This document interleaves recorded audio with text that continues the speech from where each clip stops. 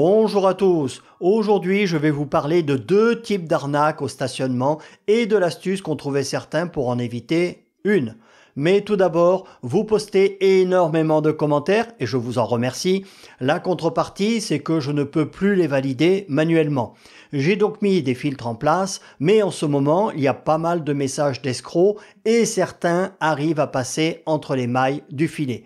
Donc, du bon sens, de la méfiance, et dites-vous bien que même à Lourdes, les miracles, ça reste du domaine de l'exceptionnel. Seconde info, je mets entre 2 et 3 heures pour préparer chacune de mes vidéos et un texte scripté, ça enlève de la spontanéité. Donc, à partir de la semaine prochaine, il y aura toujours des vidéos scriptées comme celle-ci, mais j'en publierai d'autres dans lesquelles je tournerai comme si on était en direct. On va essayer ça pendant quelques semaines. Vous me direz ce que vous en pensez et je continuerai ou pas. Donc, deux infos avec arnaque, bien sûr, qui concernent le stationnement. Les deux sont issus du site Capital, mais on les trouve sur beaucoup d'autres médias aussi. Donc, article du 1er novembre 2024, écrit par Noah Stiry.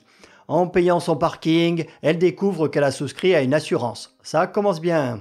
Une automobiliste dijonnaise, mais c'est pareil dans toute la France, je vous rassure, il n'y a pas de frontière pour les escrocs, a eu la surprise de constater un supplément sur sa facture de stationnement correspondant à une assurance qu'elle n'avait pas sollicitée.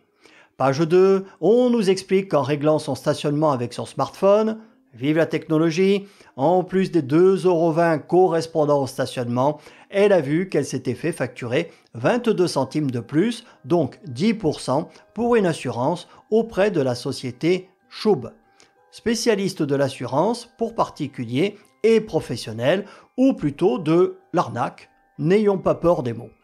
Si vous faites une recherche avec les mots Schub et arnaque sur le net, vous allez trouver des centaines de témoignages qui montrent que ce sont des escrocs. Donc, notre automobiliste, comme tous les autres arnaqués, a indiqué n'avoir jamais demandé ni souhaité cette assurance. Elle a finalement été remboursée et l'opérateur indique que cette assurance est proposée pendant le processus de paiement et qu'on a la possibilité de la refuser.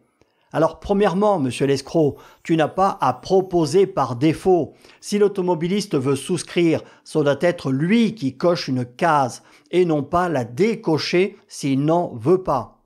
Car comme tous les escrocs, souvenez-vous des boîtiers de diagnostic Carpati, je ne peux pas donner le vrai nom sinon on me fait sauter la vidéo. Eh bien on compte sur l'inattention du client pour l'escroquer. Donnez argent!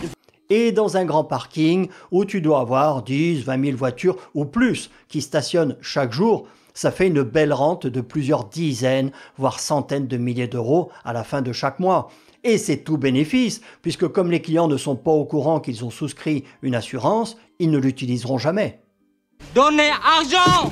Page 3, on vous dit la même chose, à savoir qu'avec tous les abonnements auxquels on souscrit, ou même via nos cartes bancaires, on paye souvent plusieurs dizaines d'euros par mois pour des assurances ou des services qu'on n'a pas souscrits en pleine conscience ni volontairement. On a une assurance voiture, moto, maison, mais le reste, on ne sait même pas pourquoi on est assuré en fait, ni même qu'on a souscrit à des contrats. Page 4, on nous dit que pour les téléphones mobiles, le taux de défaut de consentement monte à 60%. Donc attention, si vous voyez le nom Schub quelque part, partez en courant et planquez votre fric. Ce sont des escrocs. Seconde info qui concerne l'arnaque à la sulfateuse APV et la parade qu'ont trouvé certains automobilistes. Je me suis fait piéger l'autre jour, je suis resté garé 5 minutes à côté de la mairie pour déposer un document sur une place autorisée, mais je n'avais pas payé et comme lorsque tu payes il faut renseigner ton numéro d'immatriculation, eh bien lorsqu'il passe avec la voiture à cash, même si tu es en dépassement de 2 minutes, tu y as droit, il t'aligne. Donc, toujours article Capital du 27 octobre 2024, écrit par Thomas Grindorge. Pourquoi de plus en plus d'automobilistes cachent leurs plaques d'immatriculation sur les parkings? Donc je résume, on nous dit que c'est illégal et que le but dans lequel c'est fait ne fonctionne pas toujours. Page 2, on nous explique que dans de nombreuses villes, je confirme, à l'Est, 40 000 habitants, ils en ont une, des systèmes nommés LAPI ou sulfateuse APV contrôlent si on a payé notre stationnement grâce à des caméras en scannant nos plaques d'immatriculation.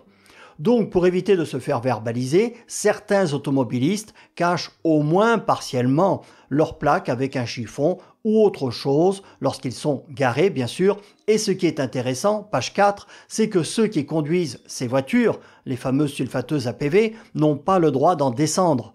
Ils ne peuvent donc pas enlever ce qui cache la plaque pour vérifier si vous avez payé ou pas. Mais par contre, ils peuvent appeler les flics ou des ASVP qui, eux, le feront et pourront, en plus des 35 € pour le stationnement, vous coller une prune de 135 € pour plaque invisible. Vu le nombre de voitures qu'ils scannent toute la journée, j'imagine mal les gars s'arrêter, appeler les flics, attendre qu'ils arrivent s'ils veulent bien se déplacer, et tout ça juste pour vérifier si vous avez payé votre stationnement ou pas, alors que pendant le même temps, ils auraient pu scanner des centaines d'autres voitures. Moi, ce que je retiens de ça, c'est qu'une fois de plus, l'automobiliste n'est qu'un pigeon et une vache à lait qu'on veut encore et toujours tondre un peu plus. Comme vendredi prochain, on fera le tirage au sort lors d'un live du gagnant du booster GF Ego 6000 ampères, celui-ci, et que je n'ai jamais fait de live, je vais faire un test lundi soir à 20 h. Donc, si 2 ou 3 d'entre vous pouvaient y participer, ce serait sympa. On verra si on arrive à communiquer ensemble et on fera la procédure comme si c'était le vrai tirage au sort et vous me direz si l'image passe bien, si c'est fluide, tout ça. Donc, lundi 20 h, si certains veulent participer, ça sera sympa de leur part. Salut à tous!